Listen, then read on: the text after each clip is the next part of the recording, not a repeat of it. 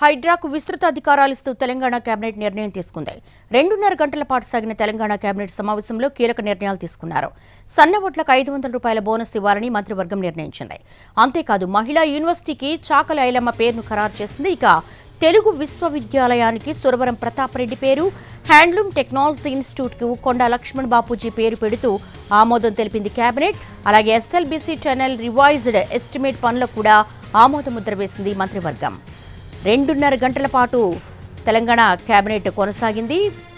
అనేక కీలకమైన నిర్ణయాలు తీసుకున్నారు. ఈ 2 గంటల పాటు కూడా సన్నవడ్లకు ₹500 బోనస్ ఇవ్వాలని మంత్రివర్గం నిర్ణయించినట్టుగా తెలుస్తోంది. అంతేకాదు మహిళా యూనివర్సిటీకి చాకలి ఐలమ్మ పేరును ఖరారు చేసింది. ఇక తెలుగు విశ్వవిద్యాలయానికి సురవరం ప్రతాప్ రెడ్డి పేరు, హ్యాండ్లూమ్స్ టెక్నాలజీ ఇన్స్టిట్యూట్కి కొండా లక్ష్మణ్ బాపూజీ పేరు పెడుతూ ఆమోదం తెలిపింది కేబినెట్.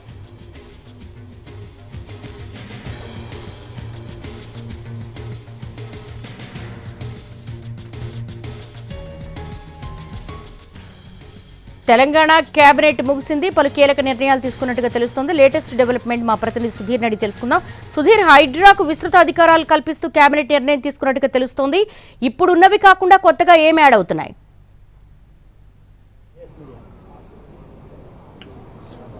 అభివృద్ధి సంక్షేమ కార్యక్రమాలకు సంబంధించి పలు కీలక నిర్ణయాలు తీసుకుంది తెలంగాణ కేబినెట్. ముఖ్యమంత్రి రేవంత్ రెడ్డి అధ్యక్షతన సెక్రటేరియట్లో ప్రారంభం ముగిసింది, కాసేపు క్రితం ముగిసింది. దీనికి సంబంధించి మరి కాసేపట్లోనే అధికారికంగా మంత్రులు ఒక ప్రకటన చేసే అవకాశాలు ఉన్నట్టు కూడా తెలుస్తుంది. మనకు అందిన సమాచారం ప్రకారం చూసుకున్నట్లయితే హైడ్రాకు సంబంధించి విస్తృత అధికారాలు కల్పించారు. ఎందుకంటే గతంలో జీవో నెంబర్ 99 ప్రకారం మాత్రమే ముందుకు వెళ్లేలాగా పలు సూచనలు అధికారాలు కట్టబెట్టారు. కానీ ఇప్పుడు అంతకంటే ఎక్కువ అధికారాలు ఇచ్చినట్టు కూడా తెలుస్తుంది.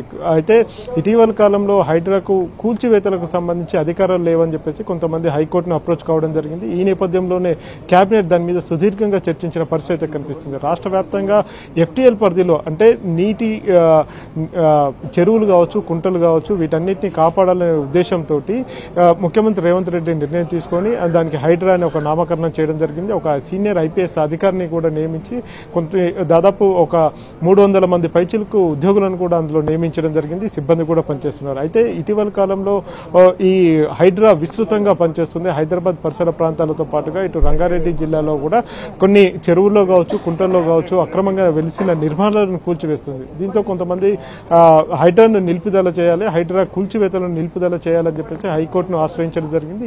ఈ నేపథ్యంలోనే తెలంగాణ రాష్ట్ర కేబినెట్ ఈరోజు కీలక నిర్ణయం తీసుకుంది. కేబినెట్ తీసుకునే నిర్ణయానికి సంబంధించి మరి కాసేపట్లోనే అధికారికంగా మంత్రి పొంగులేటి శ్రీనివాసరెడ్డి అదేవిధంగా పొన్నం ప్రభాకర్ కూడా మాట్లాడే అవకాశాలు అయితే కనిపిస్తున్నాయి. ఎందుకంటే ఈ హైడ్రాను ఎట్టి పరిస్థితుల్లో ఆపేది లేదు, అవసరమైతే ఇంకా ముందుకు వెళ్లాలని చెప్పేసి అయితే భావిస్తున్నారు.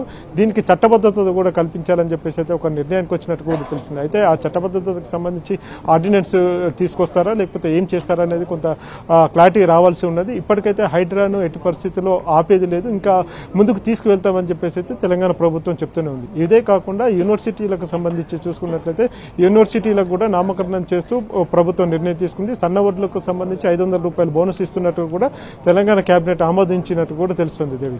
All right Sudheer, thank you.